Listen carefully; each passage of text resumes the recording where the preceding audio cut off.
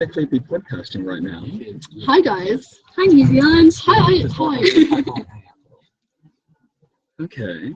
We just checked the feed, guys. Highwood.com. Sorry, some technical difficulties.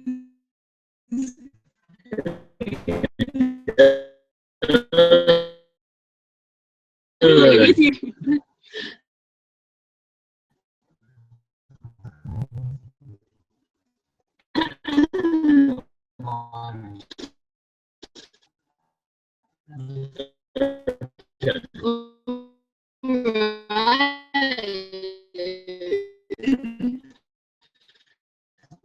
Right.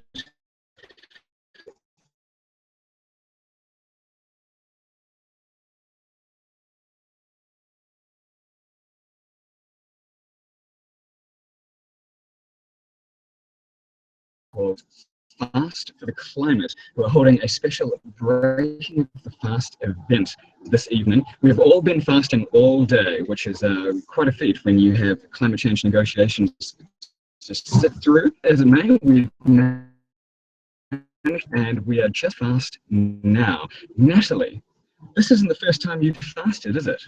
No, in fact, first time I fasted was 2 years ago when I was in Warsaw at the 19th Conference of the Parties.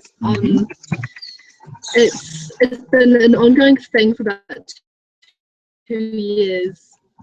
Not fasting all the time, don't worry guys, but about once a month or so is how often I've fasted, and it's been quite an experience. We probably want to explain something about the history of fasting and why it's taken place, I suppose. That's right. So what is the symbolism behind fasting for the climate? Well, it all began in Warsaw when Jeb Sano, who was at that time Filipino negotiators, a typhoon had hit his hometown and his brother called him and said, "Oh, I haven't eaten for 3 days."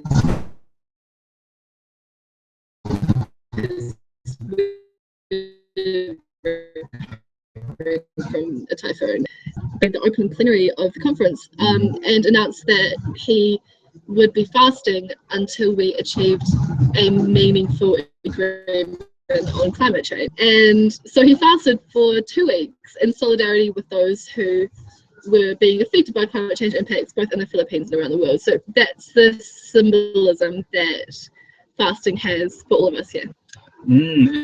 And since then, the organization has grown from oh look, they've been absolutely amazing.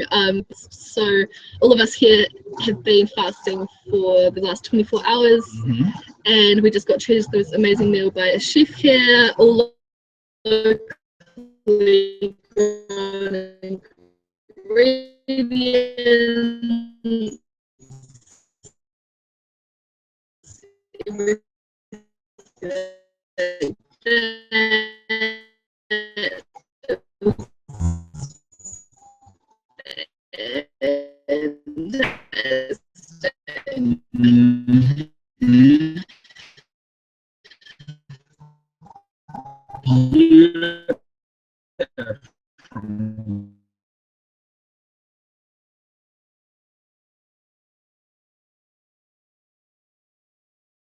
I heard some stories from the front lines.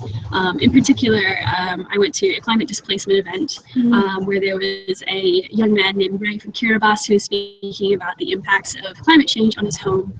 And in Kiribati, climate change is really an existential threat for the nation. And hearing him speak about what sea level rise could potentially mean, bless you, what sea level rise, what freshwater salinization could mean for his community, and what intensifying natural disasters could mean, was really compelling, and it was a reminder of why we're here. Right, and I understand that you have a quite special interest in this field. Yeah. Matea, do you mind telling us a little bit more about why you care so much about this aspect of climate change? Yeah. Possibly after the van behind us. Yeah. Technical difficulties. So time out for a second. This is what happens when you broadcast live from Paris. Got some real life action going on. Sorry to interrupt. Yeah, but, no worries. you were saying. Yeah, so one of the reasons why I'm here at COP is climate displacement. It's something that I've always felt really passionately about, and it actually started from a passion for refugee rights. And as I started exploring refugee rights more and more, I started looking towards what the future of refugee rights may be, and realized that there's a really interesting impact to action. And as I was speaking about before, I'm passionate about refugee rights, but those rights that are upheld under international conventions do not apply to people who are displaced by climate change. And so while we're here in Paris, we're trying to see how we can best uphold these rights through the UNFCCC process, as well as through other processes like the that I designed wording, cut out the mobility wording in the draft text, and there's some hope that it might be introduced back in, but at this stage we don't know. So let's have fingers crossed, and it's a really important time for climate displacement. Absolutely, it's a crucial part of the Paris Agreement that will be negotiated over the next couple of weeks. And it's a major issue for low-lying states, not only Pacific Islands, but countries like Bangladesh and even some European states. But Matteo, what do you think this problem means for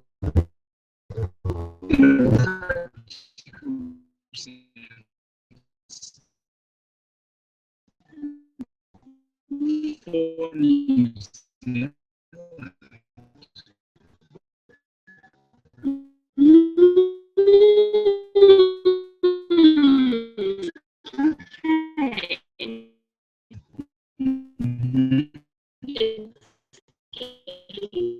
I think that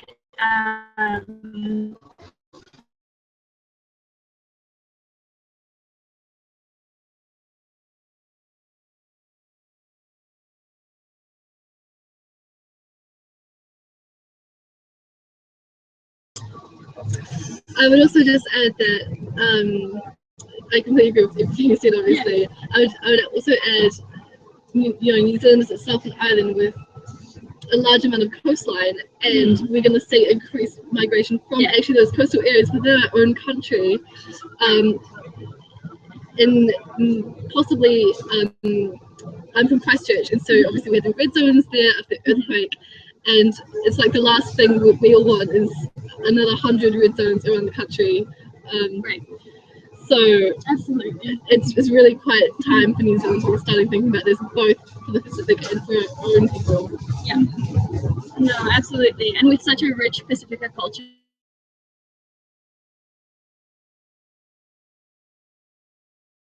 And with that, I think it's time for the three of us to head back into the Fast for the Climate event to continue breaking our fast here in downtown Paris. You just heard